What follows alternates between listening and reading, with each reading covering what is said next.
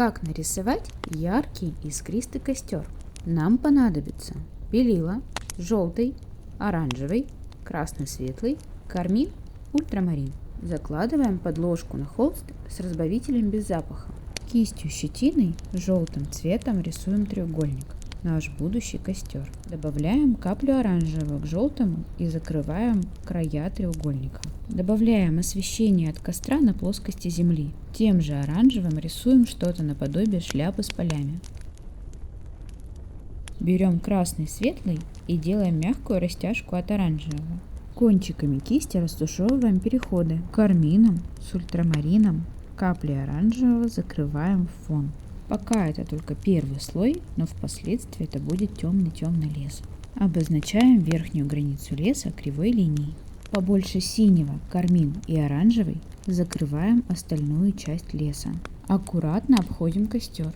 Больше оранжевого и капли ультрамарина закрываем плоскость земли. И, конечно же, снова мягко растушевываем переход между оранжевым и получившимся коричневым. Чистой кистью синим ультрамарином с каплей белил закрашиваем небо. Мягко соединяем с границей леса. Синтетической кистью вертикально разглаживаем мазки на дальнем плане. На переднем плане разглаживаем горизонтально. Синтетикой берем красный цвет и вглаживаем переход между темным фоном и оранжевым. Также создаем переход и в нижней части от коричневого к оранжевому. Замешиваем ультрамарин и красный светлый, формируем макушки деревьев. Делаем уже плоские, короткие вертикальные движения. Иногда даже просто прикладывая и отрывая кисть от холста. Ниже в основной массе можно применять уже достаточно широкие мазки, но потом все равно их пригладить короткими горизонтальными движениями, чтобы холст меньше бликовал.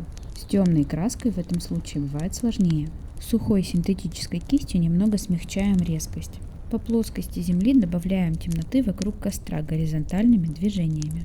Тонкой синтетической кистью, синим с белым с каплей оранжевого, вырисовываем ветви в лесу, плоско прикасаясь кистью к холсту. И уже синим с оранжевым формируем ветви, перекрывающие небо.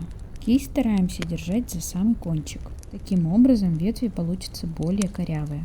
Еще немного детализируем ближайшие ветви. Можем добавить в краску белый и оранжевый. Возвращаемся к кисти пошире. Берем кармин, синий ультрамарин и каплю белого с оранжевым. Формируем дым. Пальцами немного растушевываем, делаем его более прозрачным. Мягко прикасаясь, подтягиваем самые кончики дыма. Кармином с небольшим количеством синего создаем форму костра. Темным, почти фоновым цветом формируем волнистые края. Красным, желтым с белым густой краской рисуем языки пламени, выходящие из оранжевого цвета. Кисть плоская синтетика, иногда проворачиваемая по оси, чтобы линии были хаотичными, волнистыми. Теперь уже желтым с оранжевым с белым рисуем новые языки пламени, тоже объемной краской. И только в центре будет желтый с белым. Недомешанной краской накладываем мазочки. Оранжевым цветом рисуем бревнышки в костре ребром кисти. Кармином и ультрамарином делаем переходы на поленьях. Те бревнышки, которые не раскалены, становятся сразу темненькими. Где-то они чисто красные, где-то с добавлением кармина. Кармином с оранжевым синим рисуем тени от бревен. Еще немножечко подтягиваем языки пламени оранжевым цветом. Немного более светлых огонечков в центре костра. Вырисовываем веточки тоненькой кистью. И еще немного затемняем бревнышки, выходящие из костра. Затемняем хаотичными мазками землю вокруг костра. Синим с красным. Немного проглаживаем их сухой кистью. Еще немного светленьких огонечков, чуть-чуть мягкого сиреневого дыма и голубые мазочки на остывших бревнах. Картина завершена. Как вам такой костер? Делитесь в комментариях. И подписывайтесь, чтобы не пропустить новые видео.